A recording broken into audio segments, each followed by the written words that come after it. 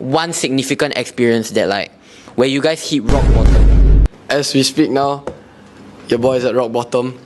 I feel like I'm on the verge of giving up. I take out a notebook on my phone and then I just like write or type down 3 things that I'm grateful for, or like 3 things that are good in that situation.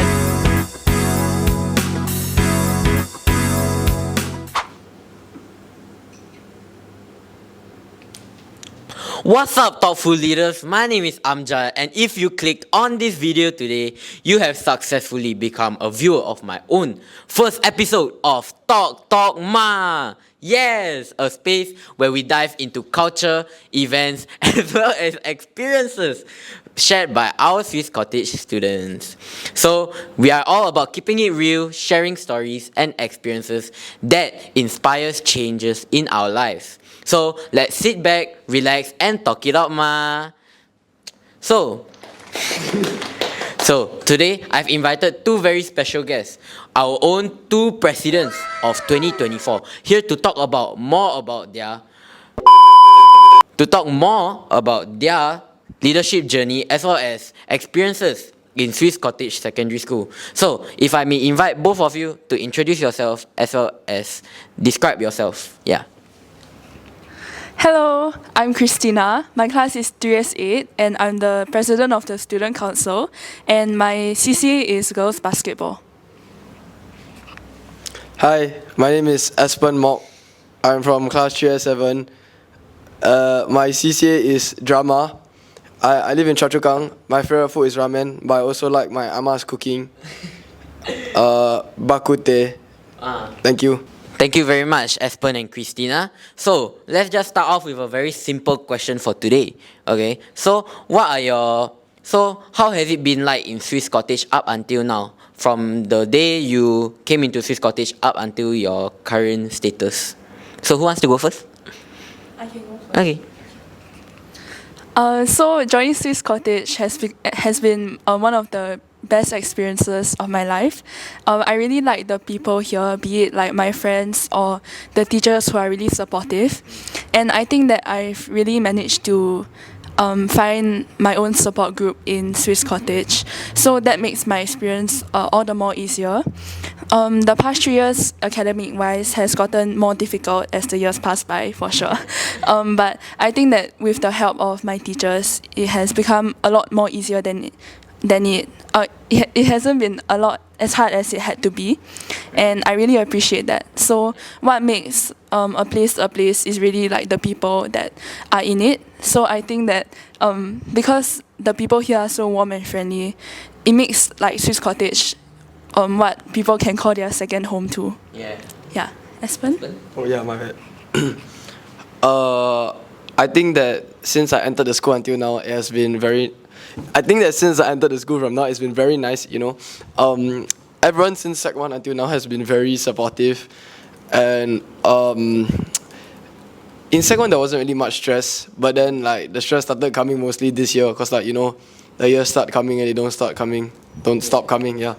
So like Sec 3 has been very rough. It's been like no sleep and stuff, but still very fun. I'm still very happy. Yeah, it's very nice because we got stuff like this happening. So it's very interesting. So experience in Swiss has been very cool in general. Every time there's always something new, like this podcast. Yeah. Because it's so cool and thought of by our amazing friend here, Amjad. Amazing idea, actually. I love it. Alright, thanks. Maybe some of the viewers or maybe some of us wants to know, like, what made you guys join Swiss Cottage? Like, what piqued your interest? You know? This is based off a true story. I joined this school because for my brother's PSLE, he wanted to come into Swiss Cottage, but back in the day when he still used T-score, he was like short of exactly 1 mark to come into Swiss. So because of that, right, I wanted to come into Swiss very badly, just to show it, like shove it in his face. Not because I'm a bad brother, but because I'm a supportive brother, and I want to show him that there is room for improvement. Yeah. But it doesn't even matter now, because although I made it in Swiss and he didn't, he still destroyed me academically, and I'm probably not going to ever live up to him. Yeah. Swiss is a very nice place. There was no particular reason I joined, but right now I realized that I would not have wanted it any other way because Swiss is actually a very nice school and I love everything about it here. Thanks, Christina. For me personally, I don't have like a huge backstory like Aspen, but I think that some of the reasons I wanted to join was because like firstly it's not too far from my house, so I wouldn't have to spend a lot of time traveling from like my house to school. And another reason is because like I started researching on schools when I was in primary 6, and I thought like the school website and the school YouTube channel and Instagram looked quite appealing.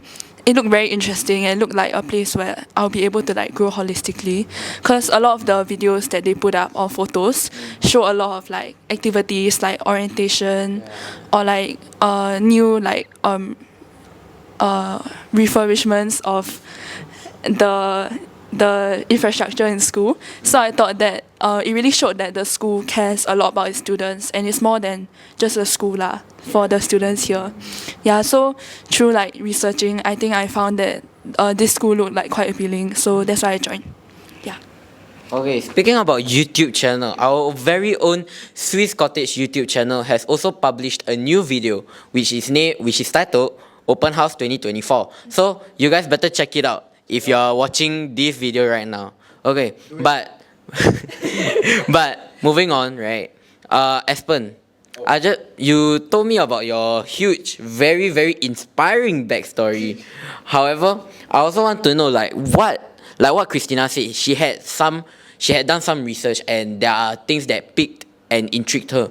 But when it comes to you, what piqued your interest in Swiss Cottage? Like the experiences or even people talking like alumni maybe have given feedback to you. We're gonna keep it real here. I'm not going to lie and I'm going to be totally honest, but I did absolutely no research when I came into the school. And when I just finished PSLE, I was a boy that only wanted to play, which means that I just told my mom I want to go into Swiss Cottage and I'm not going to accept anything else. So the rest of my choices for the schools were all just random schools, because for me it was like Swiss Cottage or nothing. So like I didn't even go for the open house. Like the open house was a digital one, but my stomach hurt very bad that day and I had to like poo-poo. So like I couldn't go for the On the first day of school, I got to know a lot about everything, like the culture in Swiss and everything, because like I had the best OGLs, like no debate. And then I quoted from my favorite OGL, I forgot his name, when he brought us to the field, he hit us with the most inspirational quote of all time: "This is the field, and the grass ain't real." Whoa. Yeah, so the seniors were a really big impact on me at one point of time when I just entered the school, since I really didn't know anything about the school. You told me like how you put random schools for second to sixth choice. Weren't you at some point scared that you might not even get Swiss Cottage? No, I'm confident, because like luck is on my side. I would have been the most happy with Swiss Cottage. Yeah, so I knew luck was on my side because my luck is always bad, which means that it should be good when I want it to be good, That's how it works. Yeah. So, Swiss Cottage. So based on my inference skills from history and social studies, I can infer that Aspen is a very lucky guy because he got his first choice. Well, although he put like 5 random schools in the next 5 choices. Okay, but moving on, how has your leadership journey been like instead, rather than the experience in Swiss Cottage? So, who wants to go first? So, like outside Swiss? No, like how has your leadership journey been up until now lah, basically, until your position right now as of president of 2024? So for a trip down memory lane, let's start with Sec 1. When I was told about recruitment to begin with, I always knew that I wanted to come into SCS specifically and not SC, and I always knew that I specifically wanted to be SCS president since day one. And if you ask people like Cedric or the people around me, they'll know because they got to hear it every day from me. And in Sec 2, that's when I really started to like take the leadership more seriously, because I realized that I wanted to show the seniors that I was capable. So I tried very, very, very hard in Sec 2, very, very hard. Okay, I made sure that all like the seniors got to see, it's like pick me. Not in a bad way, I think, hopefully, but like. Basically, whenever there was something or event, I made sure to volunteer for everything. and it was low-key really fun. I enjoyed it a lot. And my favorite experience was cleaning the storeroom in Sec 2, like the one at ISH Level 1. And I remember me and Perrin, we were cleaning, and then instead of just sweeping the floor, we took everything out of the storeroom, and then we tried to remove the table inside the storeroom, and we ended up flipping it like sideways, and it got stuck on the ceiling. This is actually based on a true story. And we tried getting tools like wrenches and all this to get it down, but it didn't work. In the end, we dropped the table, but it was fine. It was one of my favorite experiences. It made me love SES more and realize that going on this leadership journey is not only to improve myself, but also because it's just fun in general. Yeah, like, I'm gonna be honest, I didn't really have any strong motivations. I just wanted to do it because I thought it was fun and I wanted to try and contribute to the school in any way I could. And once I reached Sec 3, everything, ba-boom. So like, it's been very hard, but it's still very fun, and I still share the same love for SES as I do. And yeah, that's my leadership journey. Okay, thanks for sharing. Yeah. My leadership journey wasn't as chaotic. Like no tables was stuck on the ceiling. But for me personally, it's just been like good all the way. So like ever since I stepped into student council, even as like a Sec 1 who just like got into recruitment, every single senior and every single one of my peers have been like friendly and welcoming, and I think that's what makes student council such a like warm place to be. Like it's a place where you want to be because everyone there is just not just working to make themselves better, but also like for helping each other to become like the best versions of themselves. So like a lot of my favorite memories are like ones that like involve like the seniors giving me a lot of advice and a lot of like help in areas that I need. Even before I became like an exco, they were like always regularly helping like our batch and checking up on us to make sure that like when we grow up and when we grow up when we step into their positions, we'll be able to be as capable as they were. So I think that was like what shaped my leadership pathway until now, which was like how like nice people were and like how I got to grow from like the experiences of like myself and others. Yeah. That was a really great talk between Aspen and Christina about their leadership journey. I guess from their experience, I can see that it has changed really significantly lah, basically from Sec 1 up until Sec 3. For Sec 3, you guys have like huge workloads, and you guys have to like cope with everything, even with academics. So I can see it's like pretty hard, considering that you guys are also taking out a very, very huge role in Swiss Cottage. So that's really something for you guys to be proud of also. Thank you. Okay, moving on. I just want to ask you guys lah, if you guys have any one significant experience that like where you guys hit rock bottom, and then do you guys like, how do you guys cope with it? Yeah, so as we speak now, your boy is at rock bottom. Bro, as I'm saying this, I think of like that SpongeBob place. huh? Never mind. Like recently life has been a bit hard, you know, like struggling and stuff, and it's very stressful. Stuff at home also, but that out of the way. When I'm stressed or just in general when I need someone to talk to, shout out time. Shout out to Madam Tan Pui San, my goat. She's literally one of the best teachers in the school. She is so funny and so nice, and I love hearing all her experiences about her son. And whenever I feel sad, I just talk to her in general. Or recently, I have grown to lean more on my friends, and I'm very grateful for them for listening to me. Since Sec 2, Cedric has been there for me. You know, he's a very underrated guy. I love him a lot. He's always there for me. And then there's been Redditsa this year also. Jihe, all these people, very nice people. They've always been there for me, like to help me out, so that, you know, I'm still stuck at rock bottom, but I mean it's nicer to have encouragement. So we will take the bus. We're up soon, you know. It's getting better. Thank you. Okay, so for sure, definitely, like in the past 3 years, there have been some times where like I've hit rock bottom or I feel like I'm on the verge of giving up. Because it's very normal, like for any student, to feel that way, be it like in studies or like for myself, like CCA or like student council.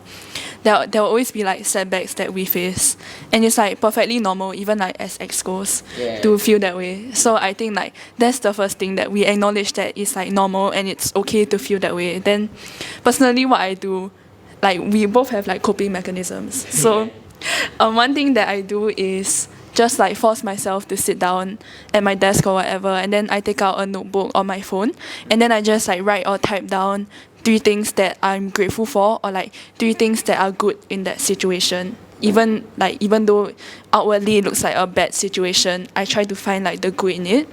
And then for the rest of the day, I just try to like force that and keep that in my mind, so that I'll just remember to have a growth mindset and remain positive throughout the day. And then so every day until I feel like I'm getting better, I will just sit myself down and do that small activity until I feel like the situation has cleared. So for those days, I'll just have a different 3 things that I'm grateful for, and then I'll just remember that even like as I'm walking or like when I have nothing to do, I will just like recall. Then I mean, for this kind of setbacks, you also need like a very good support system. So my support system are like my ex-schools and Aspen. Like they have been like really supportive and helpful throughout like all the setbacks that we are facing as like an ex-school community, and also myself personally. So like Amjad and Rohith are like a listening ear for me, because they really understand what I'm going through. So they're really like understanding and they're very empathetic. So another support system that I have is like my family and my like basketball friends. They're really like they're really there for me as listening ears and like a shoulder to cry on. So I really appreciate it. So 2 things that I do are, firstly like write down 3 things that I'm grateful for. Then secondly, rely on my support system. I guess from their experiences, we can see that as a growing leader, you must have very good coping mechanisms, as well as things for you to do to improve yourself lah, and not sit down at the rock bottom every day. For like Aspen, he has a very strong backbone system, maybe like his teachers and even his friends to like rely on if he has any problems, right? Then for Christina, on the other hand, she has also another different coping mechanism where she writes down things that are positive, and to remind herself that every day I'm getting better and I can keep going better lah, basically like that. So it's important to have a growth mindset, which is to talk positively to yourself, to believe that you're positive lah, basically, that you're good and everything. Don't be condescending towards yourself, basically like that. So like in Swiss Cottage, right? What are the factors that have been given to you? Like, what are the environment given to you to develop yourself in terms of leader, not even holistically or academically, but in terms of every aspect? So Okay, so that's a great question actually, because I was thinking about it recently, and in Swiss Cottage, we actually have a lot of platforms and an environment whereby we can grow not just in ourselves, but also as like leaders and in our CCAs. So like I think in terms of our academics, we have a lot of like a really great support system of like our teachers to be able to support us through like difficult times. So we can ask for consultations, and like especially during closer to the exam period, we are able to ask for consultations on any day that the teachers are free. I think that's a great system. And for academics, they also allow us to use the library anytime we want. So I think that's a great opportunity. It's a great space for us to be able to just sit in like the aircon room and just focus on our work for those few hours. It really boosts our productivity, and like it doesn't allow for any distractions. So that's academics. Then I feel like in our CCAs, our school is also very supportive of our CCAs. So they make CCAs compulsory, which I think is great. We can grow like holistically, and they also publicize our CCAs on like SCSS Network or like other Instagram accounts, so that we can be proud of our CCAs lah. We can be proud of like our hobbies and doing what our passion is. So like for basketball CCA, they also are very supportive in like having like parent support groups. Yeah, and booking buses for us to get place to place in NSG. And then lastly, as a student leader, which is very important, I think they are very supportive of the student leader body in general. So they give us a lot of like logistics and resources that we can use. And a lot of the logistics that we need are already in the school, so we don't have to go and buy them ourselves because our seniors have bought them already, which was approved like by the budget in our school. Yeah, and then the last thing for the being a student leader, I think allows us to also like grow our leadership ideas, like this podcast, or like shout out or like a peer tutoring program, or like any other initiatives that we have as like student leaders. They are very supportive, and they also allow like our teacher in charge, Mr. Sim, Ms. Faza, and Mr. Tan. They all are very supportive as well, and they all like give us a platform to be able to grow our leadership abilities. Yeah. Okay, that's good. How about Aspen? Oh yeah. Okay, Christina already said almost everything there is to say. So I'm just going to say what she said, and to add on, I would like to add on that the school is also very good at giving us opportunities to develop as people. Like, not just to be good leaders for others, but also ourselves. So, infamously known as CCE lessons, every Thursday, we have 1 hour to spend with our favorite class and our nice teachers who will teach us how to be better people and how to manage our own daily life so that we don't kaput out of control. And very rarely thought about, and very rarely do people show appreciation for this. But y'all notice how the toilets have posters inside, right? It's very helpful, you know. It helped me out of my super sad state of rock bottom because every time I would like to release my pee, I get to look at the motivational posters telling me how to actually fall asleep because I can't sleep. So it helps me, you know. So like count sheep, and like at level 2 boys toilet, we also have posters telling us not to bully people. So it's very motivational. It powers you, and it empowers you, you know. So like you don't want to bully any kids. So like maybe that's why the rate of bullying in our school is so low. Yeah, so our school is doing something right, you know. Like we're all slowly getting better as people. Thank you, Swiss Cottage Secondary School. I mean, we can see that from what Christina and Aspen had shared, that in Swiss Cottage we offer a lot of chances and opportunities like posters on the toilets to like motivate us, as well as events like in CCA or even competitions to grow out of our comfort zone, basically, to like expand our perspectives as well as knowledge in terms of that. So they really give us a lot of opportunities to grow ourselves as a person and prepare ourselves for the future. So I can see that really being a good factor for Swiss Cottage. So to end it off can you guys just tell me one thing that you would like to advise to all the current and future leaders of Swiss? Okay, so one unique advice that I have for the future and current student leaders of Swiss is different from like I think typical ones like stay resilient, things like that. One thing I really hope that the student leaders can do is just like be forgiving of each other, especially when you get to the Sec 3 stage, when you're working with your ex-goals. You have to understand that everyone has their own shortcomings and not everyone can be perfect, especially yourself. So it's very important to understand that these excos or these student councillors or even like house excos and student council sports, the people that you're working with are really almost all that you have in your student leader journey. So you really need to make sure that you are forgiving and you are understanding of each other when it comes to things that cannot be done as well as you would like. So that's really one thing I learned, which is to allow and accept like mistakes on your own part and others' part, so that y'all can grow as like a whole body and it won't be just one person doing all the work. Yeah, I think that's very important. So remember to stay forgiving. Yeah. Yeah, Aspen. Aspen? yeah. You can keep it short. I won't.